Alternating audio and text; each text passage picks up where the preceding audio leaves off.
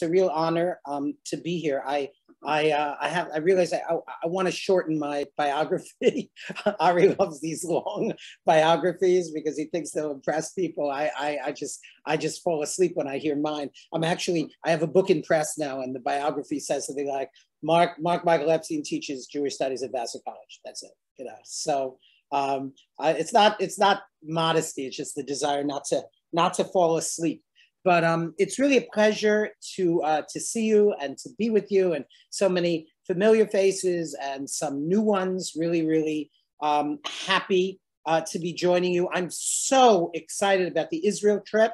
That is going to be great. Shirel is tops, and you know, as she said, with, you know, Ari, right? So Ari's planning, Shirel's guidance. You know, it's going to be a fabulous, fabulous trip. We're also not thinking, but we're also planning a trip later in the year to Italy, which will be a lot of fun as well. I'll be involved with that one as the educator. So there's a lot of great things on the agenda in CSP. And actually, I'll be hosting 4 times this month. As Shirel is graciously hosting me, I'll be hosting others. So I have an opportunity to introduce some wonderful speakers to you. Please forgive me, I changed my venue in my home, and so my eyeglasses sometimes are reflecting the light, but we'll do the best we can.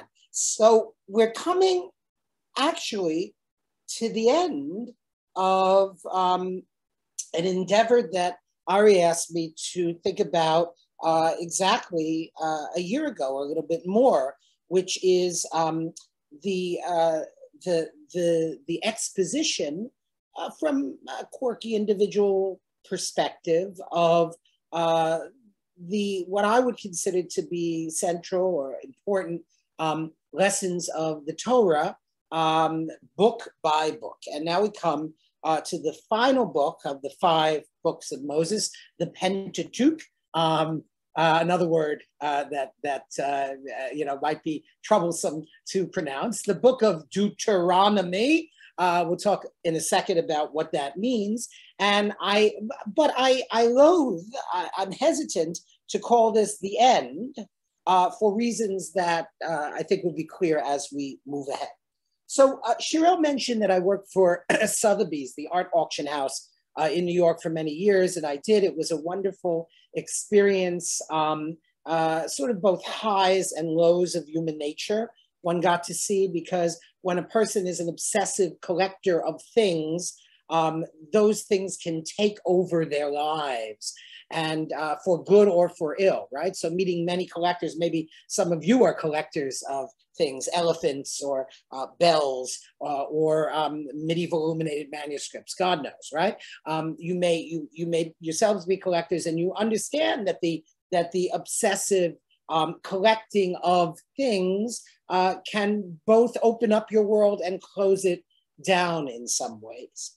I recall an experience I had quite early in my career at Sotheby's. I was an undergraduate at college when I started there, and I was invited to the home of a well-known collector with a really magnificent collection of Judaica to look at some things and appraise them. And I walked into the person's home, and confronting me on the wall was a large and particularly hideous ketubah. This one was made allegedly, although not, in Isfahan in Persia, now Iran. And the Isfahani ketubot have a particular form. There's a rising sun, and there are 2 lions affronting each other. And this one was, to use the technical term that we often use at Sotheby's, not in earshot of the clients, but ugly. It was but ugly. It was poorly written. The Hebrew was well nigh illegible. And the sort of folksiness of the motifs had been taken to the extreme of being just simply a travesty. And I looked at it, and I couldn't reconcile the idea of this collector who had, by reputation, such a discriminating eye and this particularly egregious piece of crap that was on his wall facing the front entrance. And I was silent about that because I do have some sense. But after I got to know him for a while and we talked about a variety of things in his collection, I did confirm, in fact, that he was a person of impeccable taste and, more importantly for a collector of Judaica, someone with intuition about what was a good object and what was not a good object. I finally asked him about the hideous Isfahan Ketubah, and he said, oh yes. He said, that was my tuition.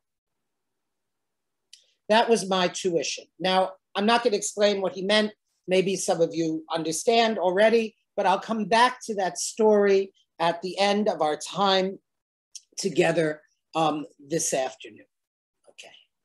Well, Deuteronomy is a really big word. And like the other names of the books, the 5 books of Moses in the Hebrew Bible, the Pentateuch, the five divisions from Penta in Greek, right? 5. The book has a Greek name and a Hebrew name as well. Its Greek name reflects a Proto-Hebrew name because the books of the Bible go by the first or word or phrase, let's say, of that they contain. So in Hebrew, Bereshit, right? The book Bereshit begins with the word Bereshit, at the beginning of square bracket God's creating, right? Bereshit bara Elohim, right? And in Greek it is called Genesis, Genesis, beginnings, right? The second book, Shemot, the El Shmot B'nai Israel, right? These are the names of the people, the descendants of Israel / Jacob. And in Greek, Exodus. Oh, now we have a departure because in Hebrew it's called these are the names. And in Greek, it is called exits, goings forth. So now you have a discrepancy, right? The Hebrew book is about names, and I will argue about words. The Greek title is about content, what the book is about, going forth from Egypt. Then we have Vayikra.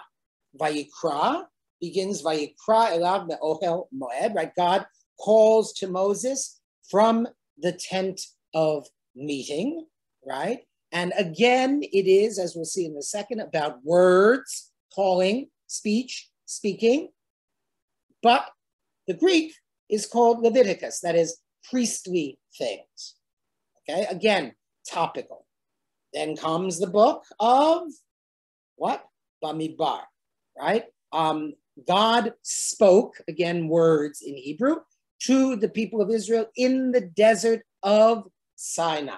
And so desert, Bamidbar, but Midbar is also related to Davar, word or thing, speech. We talked about that when we introduced the book of Bamidbar.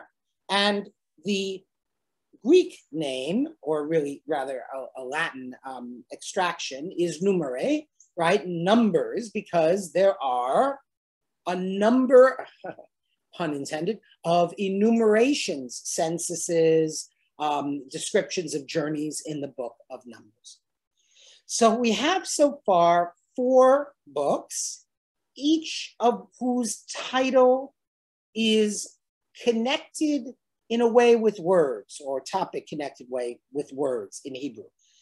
Bereshit, God creates, as you remember, the known world, although not the universe and not everything there is, the heavens and earth as we know them, via language.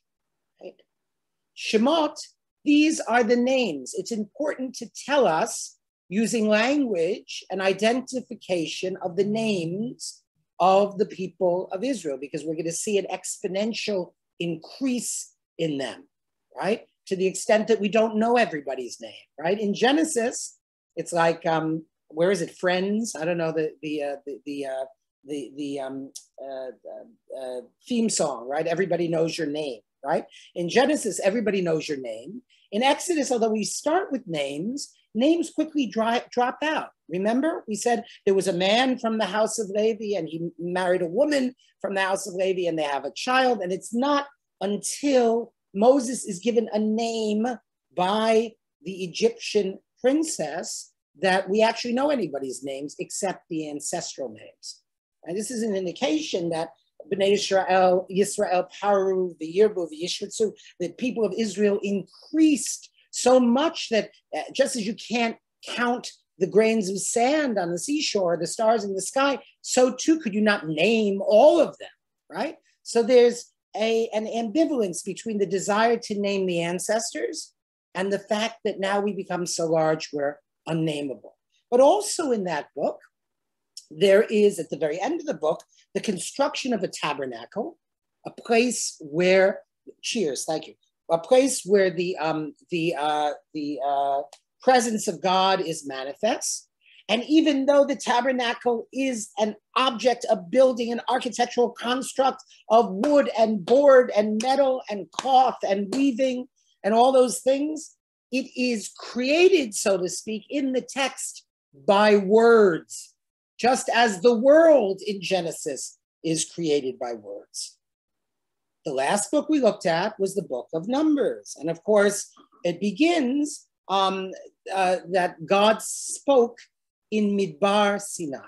And just to review a little bit, we talked about the idea that Midbar is a place, it's wilderness. Remember, it's not desert, it's not Yishimon, it's not howling wilderness, howling desert. It's a place that has oases, that has plant life. But one thing about it is quiet enough so you can hear your thoughts. And if you listen carefully enough, you may even be able to hear that voice inside you in your reptile brain, right? Do you remember Julian Jaynes, the origins of consciousness and the breakdown of the bicameral mind?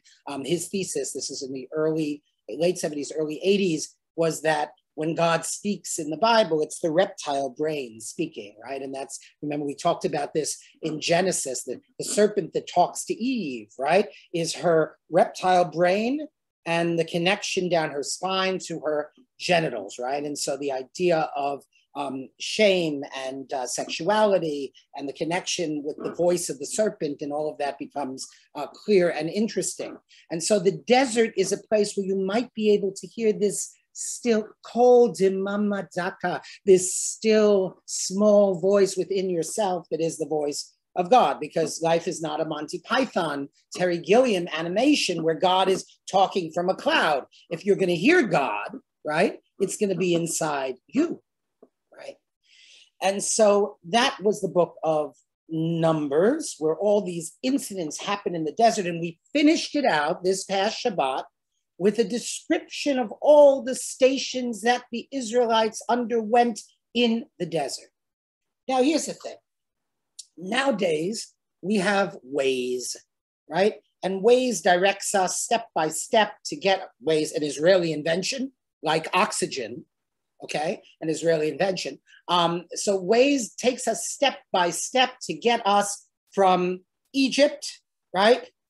I'm trying to, okay, you can't see my finger, good. Egypt to the land of Israel. By the way, why does it take so long for the people of Israel to get from Egypt to the land of Israel? Do you know? Ever go any place with Jews? But I'll be here all week.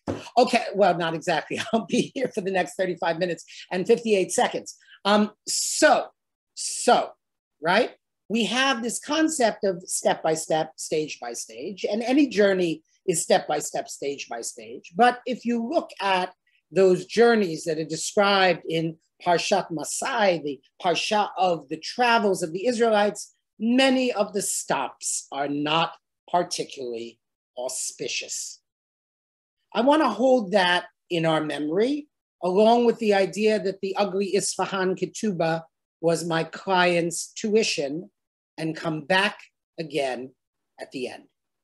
What we've seen so far is that every book of the Torah is intimately connected with words.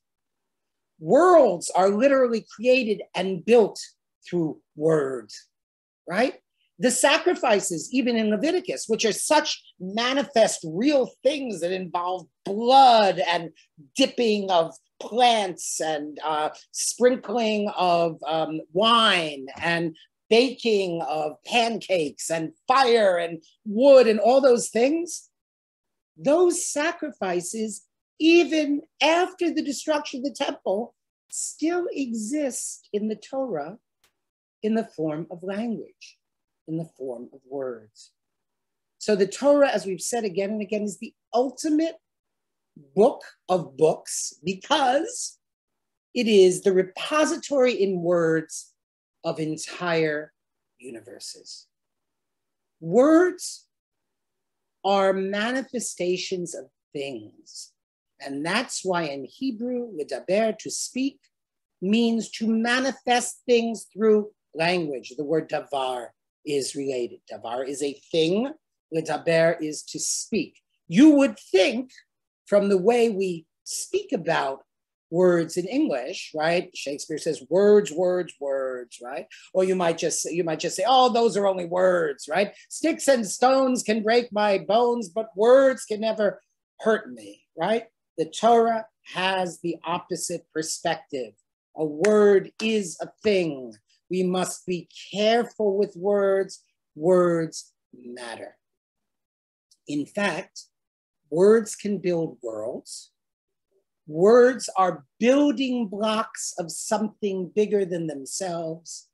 And I will argue this afternoon that words also build something that has to be built before we say farewell to Moses. And I cry every year when he goes up, overlooking Arvot Moab, the plains of Moab, right? And he can see the land and he can't go into the land, right?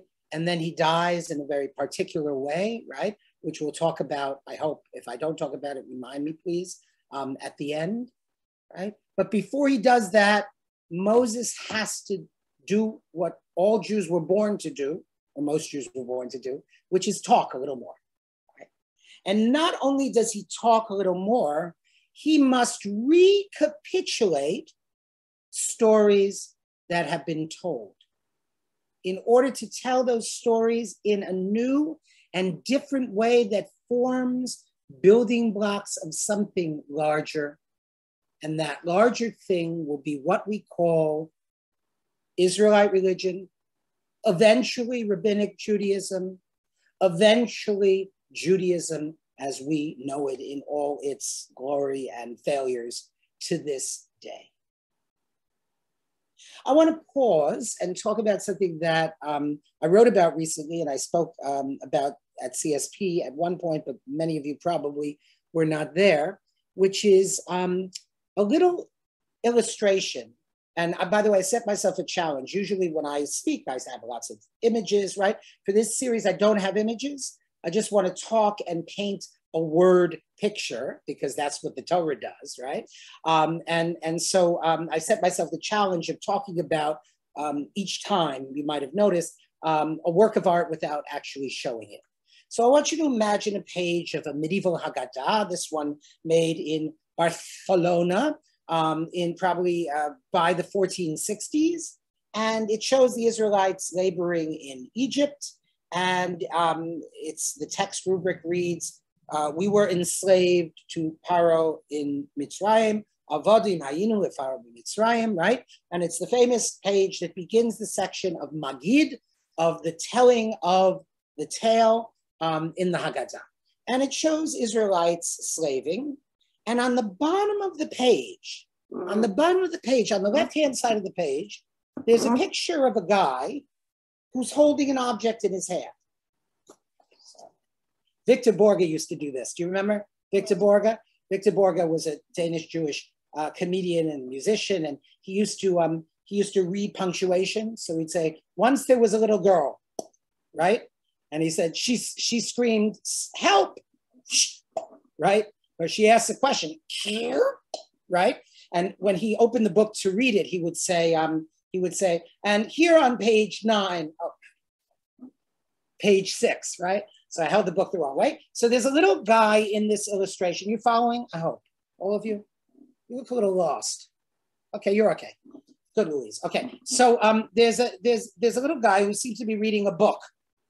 And it perplexed me for a long time what this little guy in the illustration is doing. Why am I out of focus? All of a sudden I feel, woo, okay.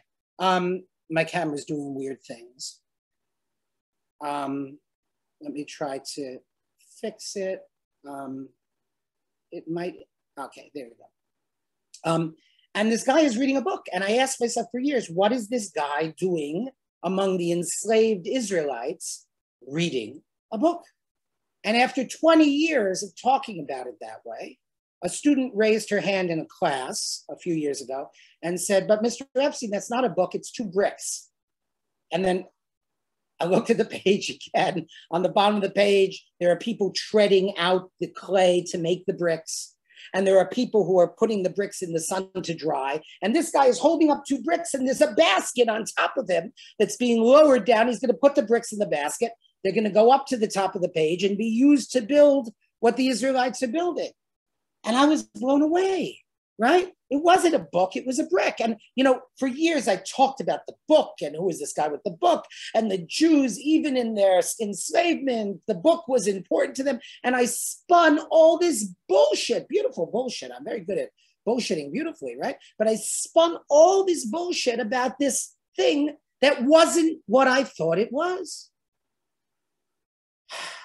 So for a few more years, I used that example as a way of showing my students that you can look at something, but that it's important to do what Ben Bagbag told us to do in Mishnah Avot, in the Talmud, hafech ba v'hafech ba dekala ba.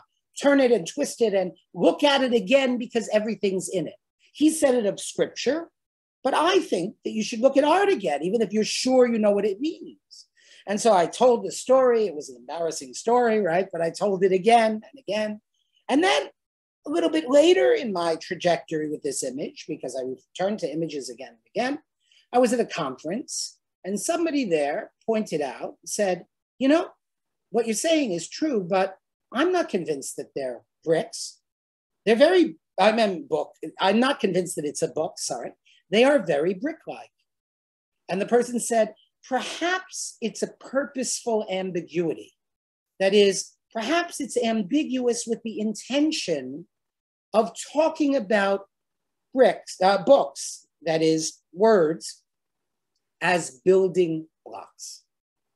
And I thought that was a beautiful observation. So, Elu ve'elu divrei Elohim chayim, these and those are the words of the living God, as the rabbis often say, of conflicting interpretations of scripture. The fact is that there is a salubrious, efficacious, helpful, that's the word I'm looking for. You know, you're an academic when you start with salubrious and you get to helpful. It's really important in teaching, at least I find, some of you may be teachers. Teaching is an act of translation, right? If you're going to just, you know, use the biggest word you can find to impress people, right? And you're not communicating what you want to communicate, you're not a good teacher. So let's call it helpful, right? It's a helpful confusion between brick and book. That is, there's a helpful confusion throughout Jewish tradition between words and things, between words and action. They relate to each other in a very, very interesting and complex way. And so what is built out of words in scripture, but is particularly built out of the repetition of words in the book of Deuteronomy, is what we could call Israelite, rabbinic, Jewish religion. In looking at the book of Deuteronomy, we see the creation of religion. Believe me, you have scripture, right? It's a jump for it to become a living religion, for it to become manifest as a thing in the world. Okay, now, Deuteronomy is the Greek name. It refers, as I said, to an older name of Sefer Devarim, the book of Moses's words. And that older name is Mishneh HaTorah, the repetition of the teaching. Mishneh, Sheni, second, Torah, teaching, right? Deuteronomy means repetition. In fact, Moses summarizes, repeats, and manipulates what went on in the other books of Moses as quote unquote history. He processes them in his discourse. He knows he has a captive audience, people who weren't there when the first events occurred, because that generation all died out in the wilderness. He's one of the only ones left, and he's retelling the story with a specific purpose: to give something over, to create an experience, to move from history to what we call historical memory in order to create something new. And that new thing ultimately is Judaism. Two examples will suffice. In this group of sermons that Moses gives the Israelites, where he recapitulates and repeats the events that occurred previously, Moses kludges, you know that computer term, right? Kludges, he zexes, he patches, he pushes history in order to fit it into a new mold that he's creating so he can transmit it to the new generation of people who will enter the land. The first most famous example, of course, is that of the Ten Commandments. In Exodus, the people of Israel receive the Ten Commandments. And the Ten Commandments say, among other things, they were actually, that's interesting, right? They're never called the Ten Commandments in Scripture. They're called Aseret HaDevarim, the 10 words. Okay, let me pause for a second and show you that in the 5th book of Moses, at the end of the Pentateuch, at the end of the Torah scroll, there's an echo of the very beginning. Because when God sets about to create the world through the medium of language in Genesis, it is through 10 utterances.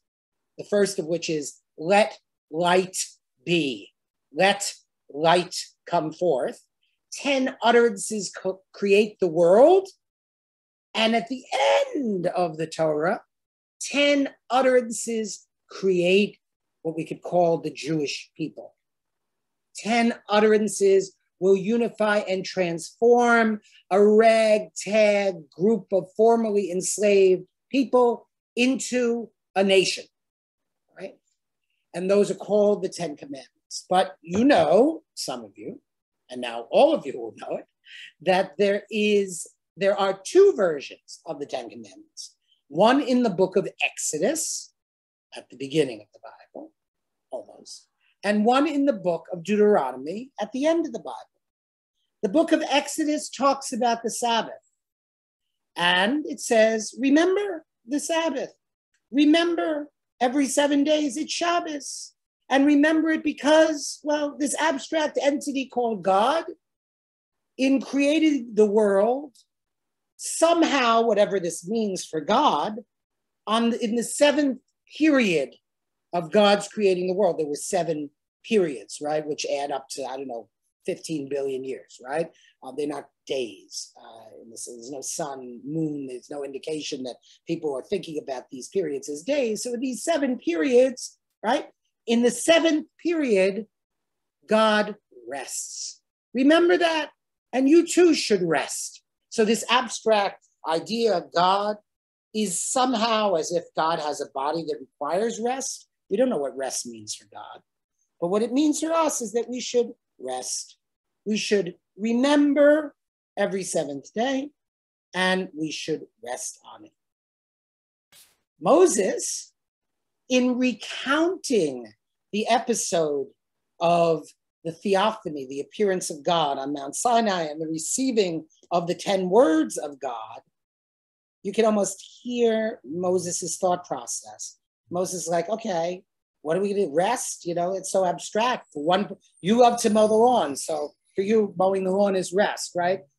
For you, rest is only, you know, if you take a sleeping pill, that's the only time you can rest, right? There's a discrepancy there. What does it mean to remember something? Oh, I remember it, right? What practical implication does that have? We have people who are going into a land, they're going to farm it, they're going to be engaged in raising animals, right? They're going to be engaged in all kinds of useful occupations. What is rest going to mean for them? And so when Moses recounts the 10 commandments, Moses says, you remember what God said? God said, guard or observe the Shabbos, the 7th day, right? And you remember why God said that? Because you were slaves. You worked 24/7, 365. It was terrible. You had no respite, right? You have to do something concrete to make sure that you jealously guard the possibility of your not slipping into an eternal bondage to things that you're not compelled by, right? Your work, your email, just make a space. Don't just tie a string around your finger so you remember it, but actively guard it, observe it, because you were enslaved. See the difference? Now, Moses doesn't tell these people, this new generation, what God actually said, right? And the rabbis have a big problem with this. They say, well, God said shamor and zachor. God said remember and observe or guard it at the same time. Just Moses, when he recounted it, he emphasized one, and Exodus emphasized the other. Okay, you believe in fairy tales, that's great. I believe in history and sociology. Not that any of this is historical. This is all myth. G.K. Chesterton, the great conservative journalist, Catholic journalist, once said, our myths are the truest things we have, right? So I don't know if Moses ever lived, but for me, the story of Moses is what's important, right? But okay, so you have something in Exodus that pretends to be history. This is what happens. Here's the narrative. God said, right, and then you have something else in Deuteronomy. Okay. What happens in Deuteronomy? Okay, watch closely. You watching? Everybody watching? Watch. Okay, what happened? Okay. So you're going to tell me you scratched your nose. See, you didn't even notice, Louise, right? I scratched my nose. You scratched your nose, right? Well, some people might notice that I scratched my nose. Some people might notice something else, right? By the time you tell what occurred, even a second before, it's no longer history. History is the moment that I scratched my nose. When you tell about that, that's historiography. That's the writing of history. And what you have is not history, as the Germans like to call it, the Ding in sich, the thing itself, in itself, but the writing of history, historical memory. And your memory, may be different than the memory of the person in the little box next to you in the gallery that I'm looking at, okay? So Exodus pretends to be history. Whether it's history or not, we could discuss and debate, right? But Deuteronomy doesn't pretend to be history. It's Mishneh HaTorah, the repetition of the Torah. Now, it's a sort of semi-false etymology, but if you listen to the word Mishneh, repetition, right? Lishanot, to teach, right? It's also the word to change, shinui, right? False etymology, not exactly the same word, but okay, the rabbis like that idea, right? So there's what happens in Exodus, right? A God's eye view, remember creation, God, resting. And then there's a Moses' eye view in the Mishneh HaTorah in Deuteronomy. Moses' eye view is guard it, respect it, create space within it, use it to build your society. The other stunning example, I think, is the example of the enslavement in Egypt and its, how can we put it, its consciousness. In the book of Exodus, it says that the Egyptians increased the servitude of the Israelites, and they made them labor, and it was harsh, and they sighed, right? And their sigh went up to God. Okay? That's history, right? What do you notice about that? Well, the Israelites are in the thing. They're working. They're enslaved. They're oppressed. And they don't do one thing that's crucial, that you would think that your from pious Bubbas and Zaydis grandparents would do. They don't pray. They just say, "Oi," right? And because God is omnipresent and omniscient everywhere and sees and hears everything, that sigh goes up to God. It's actually rather beautiful, right? Because it doesn't require theology. In fact, in Exodus, everybody is manifestly God ignorant.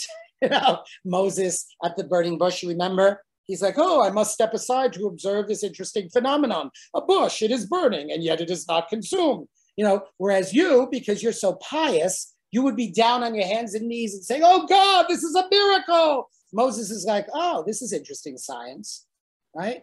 And the Israelites too, they're like, it doesn't occur to them that they're enslaved because of some promise that God made to their ancestor, or even that there is a God. They just go, "Oi," right? Like good Jews, they go, "Oi," and their sigh goes up to God, right? How does Moses retell it in the book of Deuteronomy? Moses says, "You remember when we were enslaved in Egypt and we cried out to God, to the God of our ancestors, to the God of Abraham, of Isaac, and of Jacob, and God heard our cry and saw our oppression, and God took us out of Egypt with a strong hand and an outstretched arm."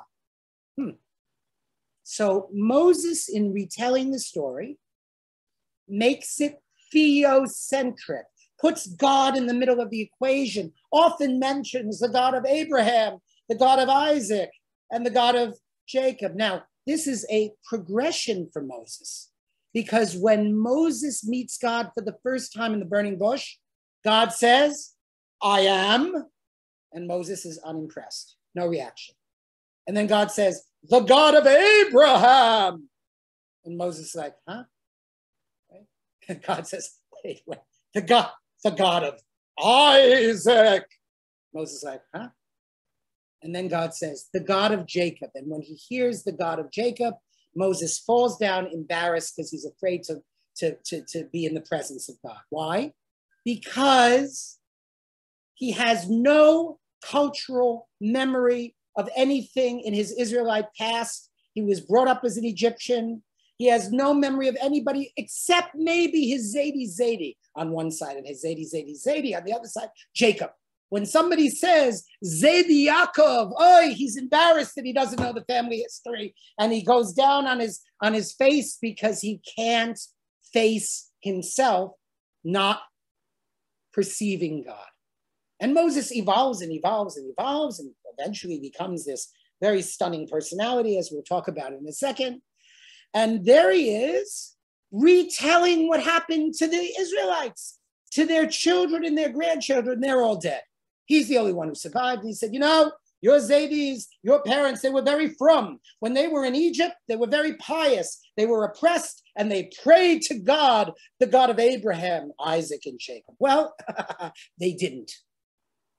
But Moses tells the story in that way because he wants to create something, and the something he wants to create is what we could call religion, something to pass on. And you know what? When you create religion, you have to create emotional experiences. You have to create false etymologies. You have to rewrite history into historical memory so it can be carried and transported, a portable, user-friendly entity to take into your life. I was listening to NPR recently, and there was a piece about a young girl and her experience growing up Catholic. And to make a long story short, there was this retreat in her community, every year the teens went on this retreat, and they ended up really egregiously manipulating these kids to get them to come to Jesus. And she looks back at it and she describes what a terrible experience it was. And really, I won't repeat the whole story, but it was a terrible experience for her. But then I got to thinking, you know, my kid's in Ramah now. He's in Ramah Sports Academy in Lancaster, Pennsylvania. And next Sunday is going to be Tisha B'Av, right?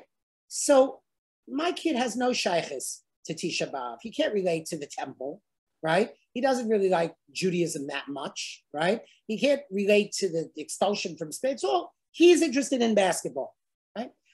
And girls.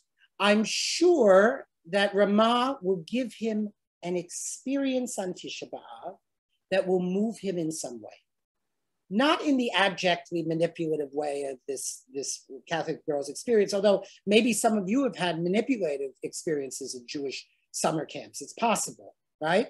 But it's necessary to connect people with the past, with each other, with their ancestry and religion, sometimes to retell a story, lishanot, and to make a shinui, lishanot, right? To change, right? It's important to go from historical experience to the formulation of religion. And you know, the classic description of all the Jewish holidays, right? They oppressed us, God saved us, let's eat, right?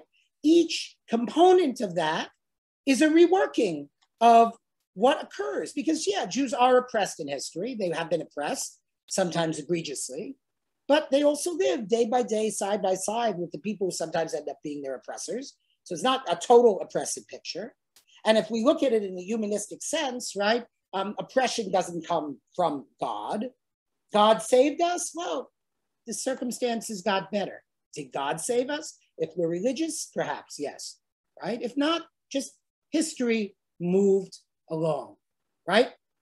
And then let's eat. Let's eat is actually the most important component of all, because we take that history that's just history, we theocentrize it, we put God in the center of it, and then we say we're going to remember this by doing something together every year, right? Doing the most human thing we can do, which is get together to have a meal and tell stories. So each component of religion is humanistic. People invent religion. Whether people invented God or not is something that I'll leave to your own cogitation, right? But people certainly invent religion. Now, in all the telling and in all the saying and in all the words, there are some very, very ugly stories that are recounted. And Moses is fully confessional about his inadequacies and his tribulations with what he describes as an extremely stubborn people, right? In fact, in this parsha, the parsha that's always read right before Tisha B'Av, this year it occurs on Tisha B'Av, right? But we push Tisha B'Av off till Sunday because Shabbos always takes a priority except for Yom Kippur over a fast day. He says, Echa seis livadi, how can I carry by myself the burden of this people? He's completely confessional about the difficulties of the people of Israel, that is the things that occurred to them, but also about the ways in which they were difficult. The other important, essential, I would argue, factor in the formation from history of historical memory and from events, what the historian Tacitus called res gesta, stuff that happened, to religion is a fully confessional waze, W-A-Z-E, detailed trajectory of how we got from point A to point Z. I'm sorry, they're blowing leaves. That's what they do. That's how they want to use fuel, by blowing leaves around outside. Okay, a trajectory of how we get from point A to point Z. And that, my friends, is called our tuition. The Book of Deuteronomy has the effect of the ugly ketubah in the collector's house. It describes our tuition, all the shit we went through with God, with Moses, and with each other in order to get to a particular point. And that point is made evident and manifest, the last words of the Torah, Le'enei kol Yisrael. All the mighty signs and tribulations, it says, that occurred, Le'enei kol Yisrael, before the eyes manifest of all of Israel, the journeys, the conflicts, the inauspicious events, all tuition. All tuition. And then Moses goes up, overlooking the plains of Moab. And God says, die. Die. In the imperative. And then it says, and Moses dies, al pi Hashem, from the mouth of God, by the order of God. But you see what's happening. God kisses Moses, right? The kiss of death, you've heard of that, right? The Midrash says that God kisses Moses, and Moses' soul is absorbed back into God. It's almost as if Moses had all the words inside of him that he projected out, that he used to create what became religion, our beloved and sometimes problematic Judaism. And what was left inside him was the power to make those words. And God, divine vacuum cleaner that God is, sucked it all up back to the source. And that's how Moses left the world. We finished the Torah, but we begin it again. There are no true endings. You know, years ago when I was a graduate student in a certain university in New Haven, Connecticut, you know, do you know people who went to Harvard? They say, you know, when I was a graduate student in Cambridge, you know, it's like you can't make. So I was a graduate student at Yale. Being a graduate student at Yale meant that you got crapped on a lot. The undergraduates were taken very good care of, the graduate students, because we were tuition free, right? We were the servants in that equation. And I attended a very lovely minyan there. And coming from a very traditional background, I was astounded to find that every week, instead of a sermon by a rabbi, there was a discussion of the Parshat HaShavua, of the weekly portion. This is something that is de rigueur, completely self-evident to you people, because this is what most of you have in many of your, or many of you have in many of your synagogues, but it was news to me. And it was so amazing to hear people like say things like, well, maybe Isaac should have objected to being sacrificed, you know, or maybe, you know, speculations. It was great for the first year. The second year, we went back over all the Parshiot and everybody had the same identical questions. And that was irksome. So I bless you and me and all of us that we can turn it and turn it again and go back to the book of Genesis as soon as we finish the book of Deuteronomy, but to come to it each year and every day, in fact, with new consciousness, fresh ideas, and a renewed sense of revelation. Chazak, chazak, v'nizchazek. Be strong, and we all together will be strengthened. Well, that's the Torah, folks. Thanks. Wow. That was probably the most beautiful retelling of retelling I've ever heard. So thank you for that. There are a few questions coming in, and I want to start with an earlier one that Jennifer posted asking about, she said the substance of any book or story is words. Can you clarify the significance of words other than telling the story? Like if you can make it a little right. clearer. Yes, so I can tell you a story. Once upon a time, there was a cat, you know, who lived in LA, blah, blah, blah, right? But the power of words to create a universe. So we tell the story of how God creates the universe, but God creates the universe using words. It's almost as if rather than telling a story about a cat, I, as God, sometimes I think I am, can I say? I, as God, say the word cat, and a cat manifests. Or long after the destruction of the temple and the cessation of the sacrifices, right? Every sacrifice described in great detail is present in the book of Leviticus, as if inherent in the words. So it's really the words, davar as davar, words as, oh, stop, okay. Okay, 1 second. Yes, so word and thing, and the connection of word and thing. So it's not just telling stories, it's manifesting reality through words. Okay. Thank you. Thank you. Another question here is, did God ever thank Moses for being his faithful servant? Well, you know how it is to be an Eved Ne'eman, a faithful servant. Let's put it this way. God, as constructed in Judaism, feels that we owe it a lot of thanks. The question of whether God articulates thankfulness to us is an open one. I would argue, right, that when Jacob, for instance, says, "Katomti mikola chesed she'asita imati," I'm unworthy of all the love that you've given us. I can say that there is a sense in the tradition that God recompenses not with thanks, but with love and with life. And I think that the fact that Moses lives 120 years, the fact that he still has his vigor at the end of that, and the fact that he goes without suffering, right, are all manifestations of the great trust and closeness that Moses has with God. It's interesting, you know, Moses is a servant. Moses is a clear vessel.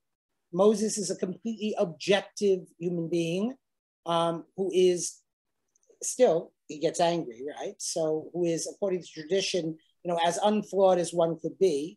Abraham, for instance, is very different. And Abraham is called in Muslim tradition, Khalil, right? The friend, right? And so Abraham has a different relationship with God.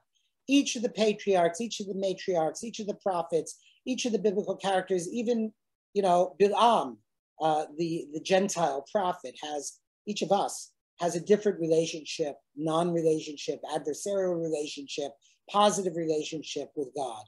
And the question of what God's gratitude to us is an open question.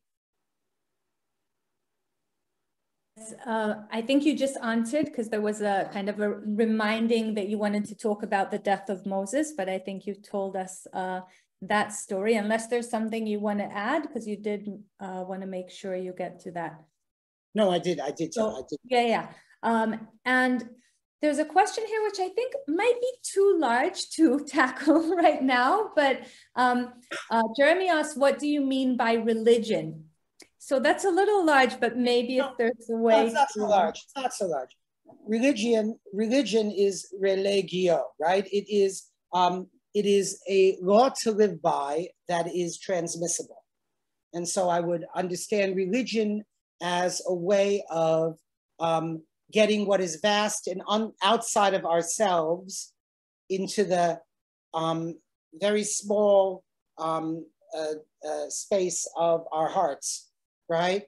And allowing it to enable us to enact what we perceive or understand as the will of a loving universal entity in the world, right? Because that loving universal entity, while it has many things, does not have hands or eyes or ears or a tongue, right? And so the way religion works is to think about how it can regulate and discipline and grow people to manifest the will of the ineffable. And of course, as you know, it comes in many different flavors. Here's the thing. You ready? I'm a monotheist. I'm a monotheist, which means there's only one thing. I don't care what you call it, right? And I give everyone leeway to fuck it up, okay? Because people do that with religion. They think, you know, I just said this loving entity. Well, you know, if you want to manifest the will of an entity that you think, you know, wants you to behave certain way to certain people, that's also religion. It's misguided, perhaps from my perspective. But you know, I think there's one thing, it comes into people's consciousness in many, many different ways, culturally mediated. Sometimes it's used well, in my opinion. Sometimes it's abused, in my opinion. But that's what religion is, trying to get the big, huge thing that's out there small enough to be in here and to be useful. So I must say our time is up, but there's another question which I think might lead to a story. So I'm gonna ask it. Given the significance of what you spoke of today in terms of the significance of words, do you have any take on the meaning of Moses' difficulty to speak? Very good. So Moses, we discussed this in Exodus, but I'll put a finer point on it. You could not imagine a poorer example for a possible leader of the Jewish people than Moses, right? He's brought up as a goy. He marries a goy. He totally doesn't know anything about God. God appears to him. He thinks it's science. Right? You know? And also he's supposed to be a prophet, and he